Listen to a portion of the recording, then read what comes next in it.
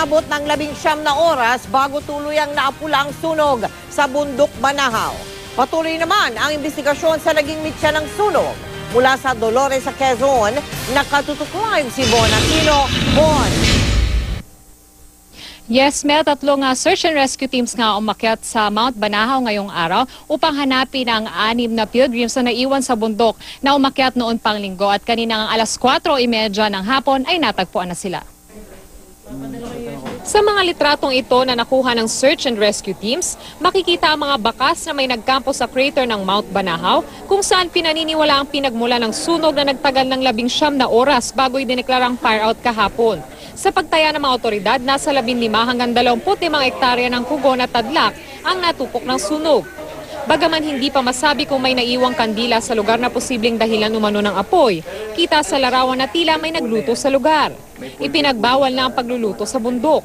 Yung mga pictures na kuha ng aking grupo, yung mga nasunog na areas, yung nasunog na mga kugon, yung tadlak na tinatawag natin, yun yung nakita namin. At saka yung mga naiwan na ilang pagkain, naiwan na ilang pinaglutuan. May 5 miyembro ng grupong Hiwaga ng Bundok Banahaw Incorporated ang nakababa na kagabi. Sinubukan namin kunin ang kanilang panig pero tumanggi sila. Nasa Dolores Municipal Police Station ang 5 para sumailalim sa investigasyon. Pero ayon sa Protected Area Management Bureau o PAMB, hindi raw masasampa ng mga ito ng kaso dahil hindi naman sila nakita sa restricted area. Bukod sa 5-6 pang pilgrims ang nahanap na rin matapos mawala ng kontak sa grupo simula noong Huwebes. Nagtungo umano ang mga ito sa crater ng Mount Banahaw na kung tawagi Rainbow na itinuturing na restricted area. Ayon po dun sa paalam ng 6, sila po ay pupunta ng Durungawan at bababa ng crater ng araw ding iyon.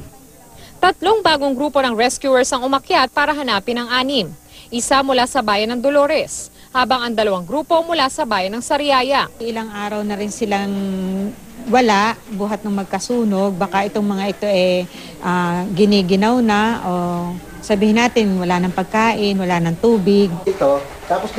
Mel, sa ngayon ay hindi pa tiyak kung ano ang lagay ng kanilang kalusugan pero tiniyak ng mga otoridad na lahat sila ay all accounted for, Mel. Maraming salamat sa iyo, Bon Aquino.